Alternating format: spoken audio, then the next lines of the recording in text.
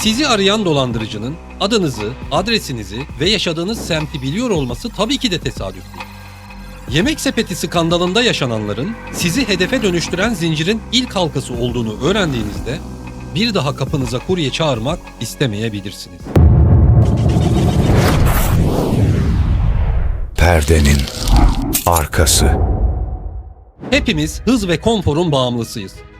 Sadece birkaç saniye içinde akıllı telefonumuzdan bir yemek siparişi vermek, konum servislerinin kusursuz çalışması ve online ödeme sistemlerinin pratikliği, yemek sepeti gibi devasa platformların operasyonel avantajları kesinlikle tartışılamaz. Binlerce bölgesel restoranın kapasitesini tek bir ekranda toplamak, sipariş sürecini tamamen otomatize etmek ve kapınıza kadar sorunsuz işleyen bir lojistik ağ kurmak harika bir mühendislik başarısıdır. Bir uygulamanın harita üzerinden bulunduğunuz sokağı sıfır hata ile tespit etmesi ve kuryeyi en kısa rotadan size ulaştırması, günlük hayatta bize zaman kazandıran muazzam bir altyapıdır. Aslında her gün kullandığımız kurye takip ekranı da arka planda ciddi bir veri trafiği yönetiyor. Çünkü uygulamanın harita servisleri, adres sistemleri ve canlı konum verileri sürekli olarak farklı sunucular arasında anlık veri alışverişi yapmak zorunda. Siber güvenlik araştırmacıları yıllardır bu tür karmaşık sistemlerdeki en küçük bir yapılandırma hatasının bile kullanıcı verilerini istemeden görünür hale getirebildiği konusunda uyarılarda bulunuyor. Yani ekranda birkaç saniyeliğine izlediğiniz hareket eden kurye simgesinin arkasında aslında yüz binlerce adres kaydını anlık yöneten ve siber korsanların radarına giren devasa bir veri altyapısı çalışıyor. Fakat kusursuz teslimat ağının görünmeyen arka planında devasa bir kayıt tutma mekanizması yatar.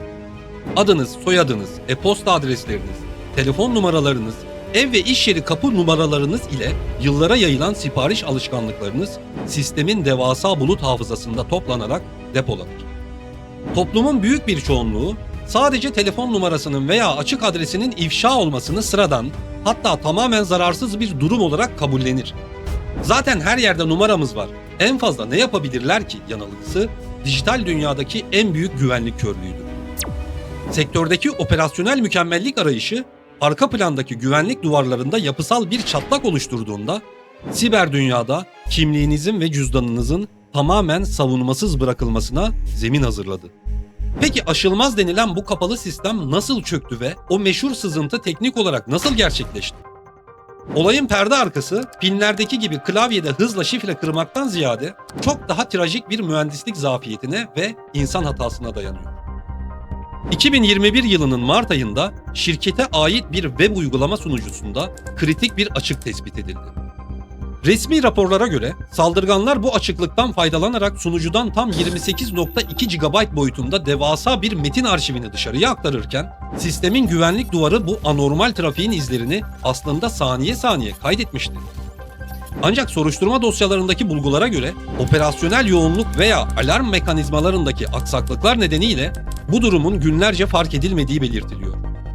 Kusursuz işleyen lojistik ağının aksine ağ trafiğini izleme tarafındaki bu denetimsizlik iddiaları felaketin boyutunu katladı. Siber güvenlik raporları sızan bu verilerin yalnızca karanlık forumlara yüklenip öylece bırakılmadığını gösteriyor. Çünkü sunucular için milyonlarca satırlık ham veri tek başına çok büyük bir değer ifade etmez. Asıl değer bu verilerin algoritmik olarak işlenmesinde ortaya çıkar. Adres kayıtları semtlere göre ayrılır, telefon numaraları aktiflik durumuna göre doğrulanır, sık sipariş veren kullanıcılar özel listelere alınır. Hatta bazı analiz sistemleri belirli lüks bölgelerde yaşayan insanların sipariş sıklığına bakarak gelir seviyelerini tahmin etmeye çalışan otomatik sınıflandırmalar bile kullanır. Böylece ortaya sıradan bir veri tabanı değil, dolandırıcıların gözünde yüksek maddi değer taşıyan nokta atışı hedef listeleri çıkar. Karanlık ağda satılan şey artık sadece telefon numaranız değildir. Kim olduğunuzu, nerede yaşadığınızı ve ne kadar harcadığınızı ve size en kolay nasıl ulaşılacağını anlatan detaylı bir profil haline gelir. Siber istihbarat uzmanlarının analizlerine göre suçlular ele geçirdikleri bu işlenmiş adres ve iletişim listelerini asla rastgele kullanmıyor. Bazı güvenlik araştırmaları sızdırılmış veri kümelerinin farklı kaynaklarla eşleştirilerek çapraz doğrulamadan geçirilebildiğine işaret ediyor. Sızan ev adresinizin ve numaranızın başka platformlardan sızan meslek kayıtlarınızla birleştirilerek tam bir dijital profilinizi oluşturması mümkündür. Bu durum hedefe yönelik nokta atışı saldırılar için kusursuz bir zemin hazırlıyor. Sizi arayan kişinin sadece adınızı değil, çok daha fazla şey bileceğine emin olabilirsiniz. İşin hukuki boyutu ve asıl maddi yıkımı ise tam bu noktada. Sızan numaraların karanlık bir silaha dönüşmesiyle başlıyor. İnsanlar aradığında sadece bir iki basit soruyla "evet, benim, onaylıyorum" diyerek telefonu kapatıyor. Ancak bilişim suçları birimlerine göre sızdırılan bu lokasyon ve kimlik verilerinin ileride yapay zeka destekli ses klonlama için kullanılabilecek tehlikeli ek veri katmanları oluşturulabileceği vurgulanıyor. İddialara göre sokağınızın adının ifşa olması, dolaylı yoldan başlayan bir manipülasyon zinciri için tehlikeli bir zemin hazırlayabiliyor. Peki bu devasa skandal ortaya çıktığında faturayı kim ödedi? Basına yansıyan resmi inceleme raporlarına göre bu sızıntıdan tam 21.504.083 kişinin kişisel bilgi arşivi etkilendi. Sızıntının geç fark edilmesi ve güvenlik duvarındaki bariz izlerin okunamaması nedeniyle idari otorite şirkete 1.900.000 lira idari para cezası kesti. Hatta olayın ardından bilgisayar korsanlarının bu kayıtları yayınlama tehdidiyle şirkete ulaşıp fidye istediği iddiaları gündemi uzun süre meşgul etti. Ancak olay sadece devlete ödenen bu cezayla kapanmadı. Sızan numaralar karanlık forumlara da dağıtıldıkça binlerce kullanıcının telefonlarına WhatsApp üzerinden kaynağı belirsiz, yabancı uyruklu kişilerden müstehcen mesajlar yağmaya başladı. Bu taciz boyutuna ulaşan mağduriyetler üzerine hukuk uzmanları, tüketicilerin hiçbir başvuru harcı ödemeden tüketici mahkemelerine başvurarak doğrudan kuruma karşı manevi tazminat davası açabileceği açıklandı. Yani önemsiz sanılan o basit numara sızıntısı şirketi devasa bir hukuki ve finansal çığ ile karşı karşıya bıraktı.